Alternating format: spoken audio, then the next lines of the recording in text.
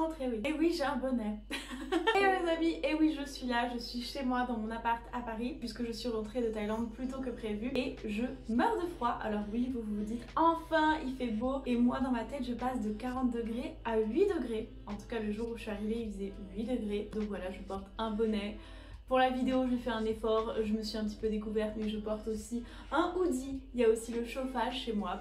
Voilà, je suis en plein retour en France, adaptation, confinement, dépression, voilà. Bref, du coup je me suis dit quoi de mieux que de faire un meal prep spécial confinement, un meal prep des familles, ou plutôt un meal prep de célibataires qui vit seul le confinement, avec des idées de recettes super faciles à faire, super savoureuses et surtout saines et bonnes pour la santé parce que il y a plein de gens qui sont en mode déprimés par le confinement et qui se mettent à manger tout et n'importe quoi et qui oublient qu'en fait si on fait rien et qu'on mange n'importe quoi, on va se retrouver soit avec des kilos en trop, soit avec une dépression à la fin du confinement et que c'est pas ce qu'on veut, non. D'ailleurs j'ai fait une vidéo, mes meilleurs conseils pour gérer le stress, l'anxiété ou tout simplement pour gérer la solitude du confinement et aussi tout simplement mes conseils pour bien gérer ce moment difficile dans notre vie et dans le monde en ce moment. Donc voilà, je vous la mets juste ici ou juste ici, je sais plus. Et en barre d'infos si vous n'avez pas encore vu cette vidéo. Et aujourd'hui, on va s'attaquer à un super meal prep. Je vous ai vraiment en fait donné mes meilleures recettes. Je pense que vous allez être contents. Alors au programme, on va faire une soupe à l'oignon. La soupe à l'oignon de ma grand-mère. La meilleure soupe à l'oignon que vous allez manger de votre vie. Vraiment. On va l'accompagner d'un risotto au porcini ou au cèpe ou aux champignons que vous avez chez vous. À côté de ça, on va faire un quinoa bowl. Simplement un quinoa accompagné de légumes. Donc très facile à conserver, très sain et délicieux. Et bien sûr, puisque je reviens de Thaïlande, on va faire un ganpen, donc un curry rouge thaïlandais. Et enfin, on va faire une recette de kebab turc, de kefta. Donc pour ceux qui ne savent pas, c'est en fait des sortes de boulettes de viande turque, libanaise, enfin c'est un petit peu partout quoi. Et ça se mange dans un pain pita, en mode un petit peu comme les falafels si vous voulez, comme les sandwichs libanais. Et j'ai créé une recette de vegan kefta incroyable, je pense que vous allez vraiment kiffer, hyper simple mais super bluffant. Donc voilà, c'est tout ce qu'on va faire aujourd'hui. J'espère que ça va vous plaire, j'espère que vous êtes prêts pour ce meal prep. Et n'oubliez pas à la fin, si cette vidéo vous a plu, de me mettre un petit pouce bleu et de vous abonner à ma chaîne si vous n'êtes pas encore abonné. Alors déjà, j'avais envie de vous montrer un petit peu comment je fais toujours, comment je m'organise pour préparer mon meal prep. Donc je fais la liste de tout ce que j'ai. Donc je regarde tous les fruits et les légumes que j'ai et je regarde tout ce que j'ai en fait dans mon placard. Et comme ça, en fait, c'est une base, si vous voulez, pour savoir, déjà pour pas jeter des choses ou pour pas les laisser se périmer, pour être consciente de ce que j'ai. Et ensuite, pour m'inspirer, donc après je vais prendre une autre feuille, je vais la mettre juste à côté. En regardant ça, je vais m'inspirer, réfléchir et créer un menu, quoi, des idées de recettes. Et comme ça, je sais ce que j'aurai utilisé, je sais ce qui me restera.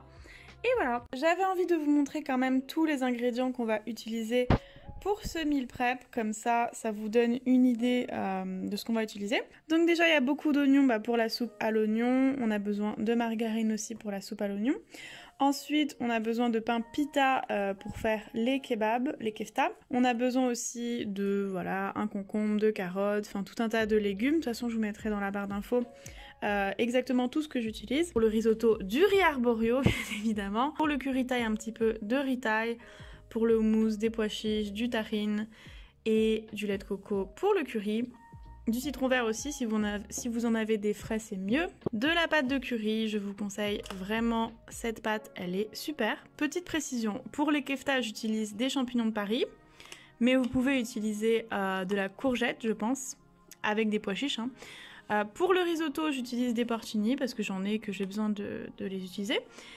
Et j'utilise des shiitake pour le curry thaï. Voilà, je pense que vraiment les shiitake c'est conseillé pour le goût, pour le curry thaï. Et ensuite vous pouvez par exemple utiliser des champignons de Paris pour le risotto si vous n'avez pas de porcini. Enfin voilà, ça c'est pas du tout un problème. Et pareil, moi j'ai un avocat, j'ai du maïs, mais vous verrez que pour certaines recettes vous pouvez changer un petit peu les ingrédients. Ce sera pas un problème. Alors on va commencer par réhydrater 250 g de protéines de soja, mais avant ça on va leur donner du goût avec un petit peu de mélange pour grillade, ou si vous n'avez pas, vous pouvez mettre du paprika fumé et aussi de la sauce soja ou de la sauce tamari si vous préférez. Moi j'utilise de la sauce tamari strong, donc c'est tout simplement de la sauce tamari vraiment très forte qui va donner un goût encore plus en fait de viande, et je vais en mettre 2 cuillères à soupe. Et je vais rajouter bien sûr de l'eau bouillante, je vais mélanger, couvrir et laisser reposer pendant 20 minutes. J'ai aussi lavé 150 g de riz basmati, donc je le lave 2 fois et ensuite je le laisse tremper pendant 15 minutes dans de l'eau froide, je trouve que ça le rend vraiment meilleur. Et on va aussi faire tremper nos champignons shiitake, donc là j'utilise 2 gros champignons shiitake, mais je vous conseille de prendre 4 champignons shiitake normaux. On va les mettre dans de l'eau bouillante et les laisser tremper hors feu pendant 15 minutes. On va commencer ce meal prep avec la fameuse soupe à l'oignon de ma grand-mère. Pour cela, je vais couper 600 g d'oignons assez finement. Donc moi, j'ai décidé ici de mélanger 3 types d'oignons. Donc des oignons rouges, des échalotes et des oignons blancs. C'est juste pour donner une soupe un peu plus intéressante, mais bien évidemment, si vous avez qu'un type d'oignon, ce sera très bien, ça fera l'affaire. Il faut juste que vous les coupiez tous de la même taille. Et moi, je pense personnellement que si vous les hachez assez finement, la soupe sera meilleure. Ensuite, on va faire fondre 2 cuillères à soupe de margarine végétale dans un grand faitout ou dans une casserole. Et on va y faire revenir tous nos oignons à feu moyen pendant 10 minutes avec un petit peu de sel. Feu moyen fort, en fait, ça dépend de votre plaque, mais vous mélangez constamment pendant 10 minutes jusqu'à ce qu'ils aient bien réduit. Ensuite, on va ajouter 2 cuillères à soupe de farine et on va bien mélanger pendant 1 minute, histoire que la farine soit bien répartie. On va mouiller avec un petit peu de vin blanc si vous avez, si vous n'avez pas, c'est pas très grave. On va encore une fois bien mélanger. Et ensuite, il n'y aura plus qu'à ajouter 1,5 litre de bouillon de légumes. Donc tout simplement, j'ai ajouté un bouillon et de l'eau bouillante, ainsi qu'une ou 2 feuilles de laurier, une cuillère à soupe de thym séché, une bonne pincée de sel, une bonne pincée de poivre, une pincée de cannelle, une pincée de gingembre et de noix de muscade. On va mélanger une dernière fois, porter à ébullition et ensuite ce qu'on va faire c'est qu'on va couvrir et laisser cuire pendant 30 minutes sur feu vraiment très doux, donc le plus petit feu possible mais il faut garder l'ébullition. Ensuite on va faire cuire notre riz basmati pour notre curry thaï rouge. Donc tout simplement on va faire cuire notre riz dans 2 volumes d'eau salée, on va le porter à ébullition, ensuite couvrir, baisser le feu et faire cuire pendant 10 minutes. Pour le curry thaï rouge, j'utilise un oignon rouge que je coupe en gros morceaux, une carotte, un demi-poivron de la couleur que vous préférez, pareil en gros morceaux, et 4 champignons shiitake. Pensez bien à enlever le tronc parce que c'est vraiment trop dur en fait, c'est pas très bon, et à couper les champignons en petits morceaux. 10 minutes plus tard, voilà à quoi ressemble mon riz, donc il est parfaitement cuit selon moi, donc je vais tout simplement passer au curry. Pour cela, je vais commencer par faire revenir notre oignon rouge dans une cuillère à soupe d'huile de coco pendant 2 minutes à feu fort. Et ensuite, je vais ajouter 3 cuillères à soupe de pâte de curry et je vais essayer de la faire fondre. Donc dans l'idéal, ça fond, mais là par exemple, elle a passé trop de temps au frigo, donc j'ai dû rajouter un petit peu d'huile de coco et donc je vais la faire frire pendant 1 minute. Donc ça peut prendre 1 minute ou 2, mais il faut que la pâte soit bien fondue et qu'elle est bien frite, donc vous allez voir, ça va sentir assez fort le piment et l'ail. Ensuite, on va pouvoir ajouter une conserve de 400 ml de lait de coco. Sachez que meilleur sera le lait de coco, meilleur sera votre curry. Et on va remplir cette même conserve avec le jus de trempage des shiitake qu'on va ajouter. On va mélanger et on va ajouter 2 cuillères à soupe de sauce soja, une cuillère à soupe de concentré de tomate et nos légumes. Et aussi nos protéines de soja sans le liquide de trempage. Et le jus d'un citron vert, un peu de poivre, un peu de sel. Et on va couvrir et laisser cuire pendant 10 minutes à feu moyen. 10 minutes plus tard, voici le résultat. Donc là, c'est un petit peu liquide. Donc moi, j'ai continué à faire cuire pendant 5 minutes à feu moyen, mais à découvert, histoire que les saveurs continuent d'infuser, mais aussi que le curry s'épaississe un petit peu. Ensuite, on va passer à notre quinoa bowl. Donc pour cela, on va faire cuire 200 g de quinoa pendant 10 minutes à couvert. Donc pareil, vous portez à ébullition, vous couvrez, vous baissez à feu moyen et vous laissez cuire pendant 10 minutes. 10 minutes plus tard, le quinoa a presque fini de cuire, il reste un tout petit peu d'eau. Et ce qu'on va faire, c'est qu'on va l'assaisonner. Donc moi, j'ajoute un filet d'huile d'olive, un petit peu de sel, un petit peu de poivre. Je mélange bien et je vais couvrir et laisser reposer hors feu pendant 10 minutes. Ensuite, on va préparer des légumes pour accompagner le quinoa. Donc j'ai râpé une carotte et je vais la faire mariner avec une cuillère à soupe d'huile de sésame, 2 cuillères à soupe de vinaigre de riz, un petit peu d'eau, un petit peu de sel. Je vais bien mélanger et je vais tout simplement les conserver au réfrigérateur. Après, vous coupez les légumes que vous avez. Donc moi par exemple, j'avais des tomates, je les ai coupées en dés. J'avais aussi un concombre, du maïs, mais vous accompagnez le quinoa des légumes que vous voulez. Et d'une vinaigrette bien sûr. Moi j'ai fait une vinaigrette au confit d'oignon. Donc pour cela, je mélange 3 cuillères à soupe d'huile d'olive, 1 cuillère à soupe de vinaigre balsamique ou de vinaigre de vin, 2 cuillères à soupe de confit d'oignon, un peu de sel, un peu de poivre. Je mélange tout ça et ça me fait une super bonne sauce sucrée, salée, vraiment délicieuse. Et très jolie en plus. Pour créer notre quinoa bol, vous allez simplement mettre dans une assiette ou dans un bol la portion de quinoa qui vous convient. Et par-dessus, y déposer les légumes que vous avez préparés.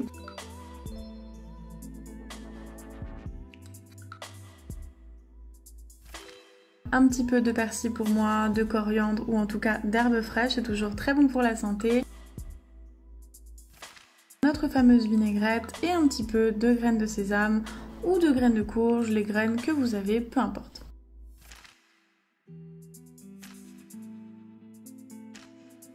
Ensuite, on va préparer nos fameux kefta. Donc pour cela, on va émincer très finement une gousse d'ail et 4 échalotes ou un demi-oignon.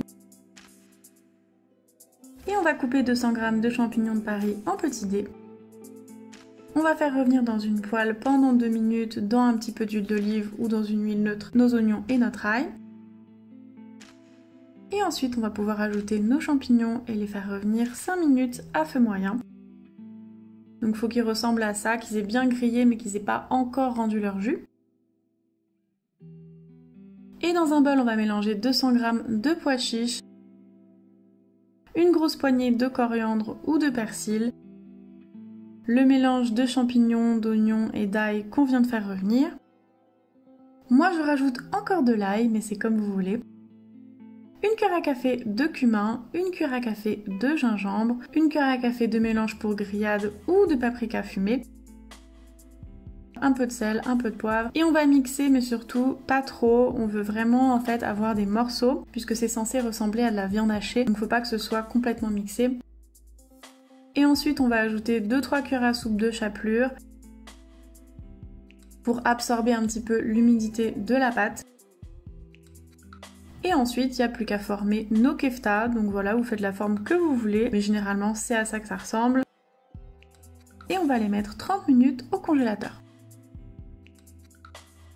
Pendant ce temps, on va faire un petit houmous pour accompagner nos kefta. Donc tout simplement, on va mélanger 200 g de pois chiches avec le jus d'un citron, une gousse d'ail hachée finement, du sel, une cuillère à soupe de tahine, de crème de sésame et on va mixer selon la consistance désirée. Pour accompagner nos kefta, on va aussi couper des tomates en tranches. Et on va faire des pickles d'oignons rouges. Donc pour cela, on va couper très fin des tranches d'oignons rouges et on va les mettre dans un Tupperware avec une cuillère à soupe de vinaigre de vin ou de vinaigre balsamique et un petit peu d'eau bouillante. On va laisser refroidir et ensuite on va conserver au réfrigérateur.